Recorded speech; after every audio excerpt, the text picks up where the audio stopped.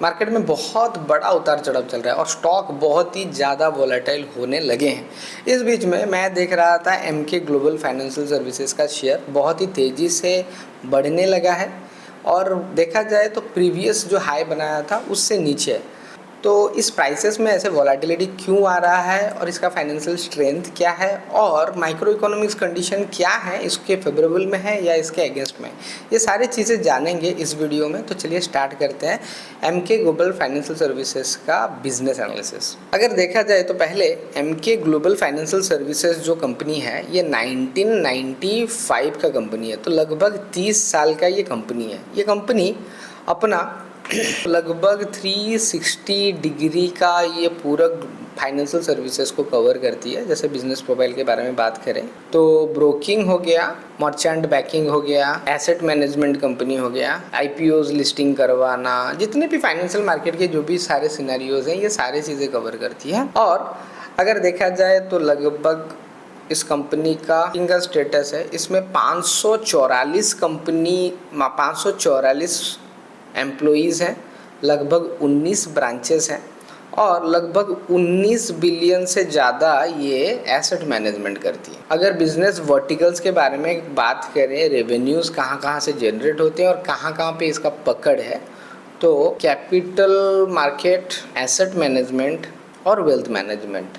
Capital market में लगभग ये 57% का इसका मार्केट है और एसेट मैनेजमेंट में लगभग 8% और वेल्थ मैनेजमेंट में 23% का इसका पकड़ है। इसके क्लाइंट्स के बारे में बात किया जाए, जितने भी लोग इन्वेस्टर्स होते हैं कि जैसे बैंक्स होते हैं, फॉरेन इंस्टीट्यूशनल्स होते हैं, हाई नेटवर्थ एचएनआई क्लाइंट्स या फिर अल्ट्रा एचएनआई क्लाइंट्स, इंडिविजुअल्स हो गए, तो ये सारे इनके क्लाइंट्स होते हैं। तो सक्सेसफुली ये बिजनेस अपना चला रही है लास्ट 30 सालों से। अभी हम नज़र डालेंगे इसके प्राइस में मोमेंटम क्या है और इसके फाइनेंशियल स्टेटस की तरफ चलेंगे। यहाँ पे अगर मैं प्राइस के बारे में बात करूँ तो 2023 में जो मार्केट गिरावट आया था, तो इस 6 साल के अंदर मार्केट लगभग एमके ने 5 गुना पैसा बनाया था, लेकिन अभी फ़िलहाल जो प्राइस में चल रहा है तो लगभग 400% का रिटर्न ये जनरेट कर रहा है 3 साल के अंदर।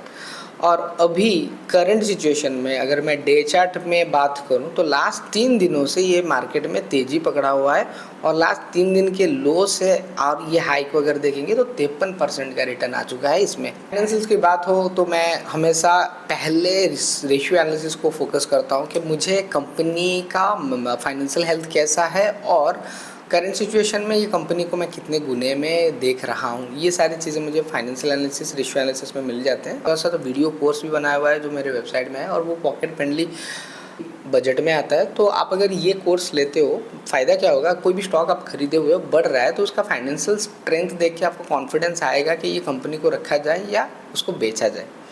तो करंट सिनेरियो में ईपीएस के बारे में देखा जाए तो 13 रुपये का अर्निंग्स था, धीरे धीरे ईपीएस गिरा था 5 रुपये तक, अभी फिर से अर्निंग्स में ग्रोथ आया है, लेकिन 2026 में इसका अर्निंग्स अभी फिर 5 रुपये है। तो लास्ट 5 सालों में अगर देखेंगे अर्निंग्स इसका लो में चल रहा है और इसका कारण क्या है, इसके पीछे का रीज़न हम प्रॉफिट एंड लॉस स्टेटमेंट में देखेंगे। लेकिन बुक वैल्यू के पर अगर फोकस करेंगे, 81 रुपये का बुक वैल्यू था, 145 रुपीज़ का बुक वैल्यू है। देखिए ये सारे कंपनी जो होता है लोगों से एसेट मैनेजमेंट या फिर कंपनियों से या फिर इंस्टीट्यूशन से एसेट मैनेजमेंट का पैसा उठाते हैं और उसी पैसे को ये मैनेज करते हैं। मार्जिन रेशियो में अगर बात करें तो 20% का मार्जिन पहले हुआ करता था, लेकिन 12% का मार्जिन करंट सिचुएशन में चल रहा है। 9% का मार्जिन ऑपरेशन है, तो ज़्यादातर टेक्निकली वर्क होता है। हमने भी देखा कि 19 ब्रांचेस में लगभग 500 एम्प्लॉई हैं, तो ऑपरेशन हल्का सा मार्जिन 4% के मार्जिन से ही निकाल लेते हैं और हाथ में आता है 4% का मार्जिन। फाइनेंशियल इंस्टीट्यूशन में मार्जिन ज़्यादा नहीं होता, लेकिन 2022 के हिसाब से अगर देखेंगे तो मार्जिन में 60 गिरावट आया हो। उसके साथ ही ये प्राइसेस में मूवमेंट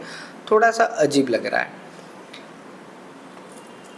रिटर्न रेशियो के बारे में बात करें तो आरओई 4% का है, आरओसी 7% का है, जो कि बहुत ही कम ही दिखाई दे रहा है जो इंडस्ट्री का ग्रोथ है करंट सिनेरियो में। लिक्विडिटी रेशियो 1.29 है, हल्का सा लिक्विडिटी रेशियो लो है लेकिन चलेगा। लिवरेज रेशियो के बारे में बात करें तो 27 पैसे का इसका लिवरेज है, मतलब कंपनी के टोटल एसेट्स के हिसाब से, इक्विटी के हिसाब से लगभग 30% का इसका डेट है, जो कि मैनेजेबल है।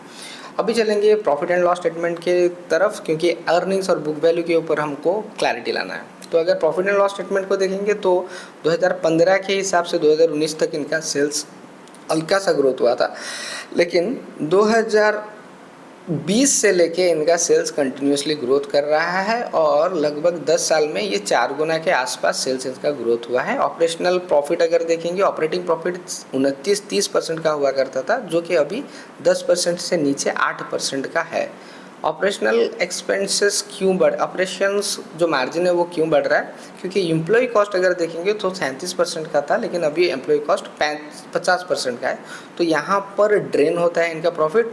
और अदर कॉस्ट में अगर 30% का इनका अदर कॉस्ट था, अभी अदर कॉस्ट बढ़ा हुआ है, तो ऑपरेशनल कॉस्ट हल्का सा बढ़ा हुआ है, जिस वजह से इनका जो ऑपरेटिंग प्रॉफिट गिर रहा है, जिस वजह से मार्जिन के ऊपर प्रेशर आ रहा है।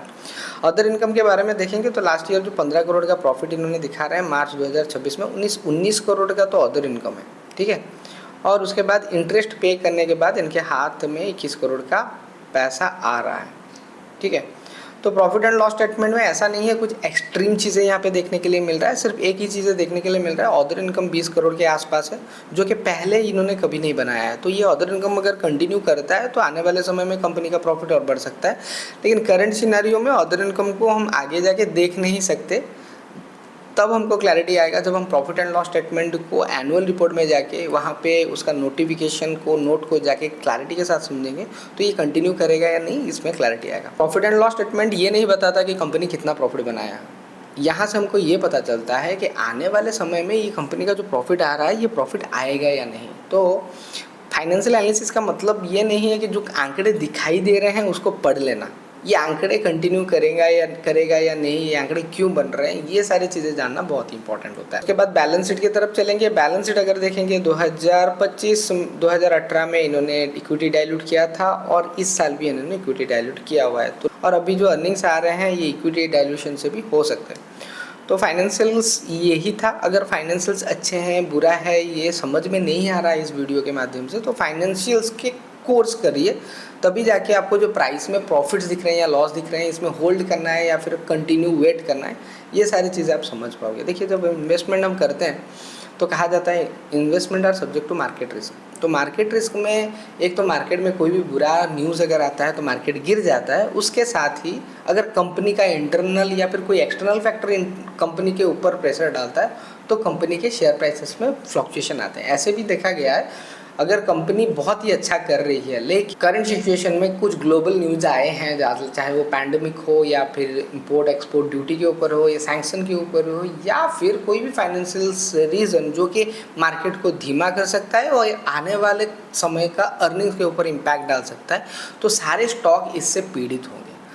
तो ये था इसका फाइनेंशियल एनालिसिस और जो कि मार्केट के बारे में और स्टॉक के बारे में मैंने बताया। आप बताइए ये शेयर आने वाले समय में और बढ़ेगा और या फिर यहाँ से गिरेगा? कमेंट के साथ मुझे टारगेट बताइए ताकि लोग जान सकें ये शेयर कहाँ तक जा सकता है और आपको फाइनेंशियल का समझ कहाँ तक है।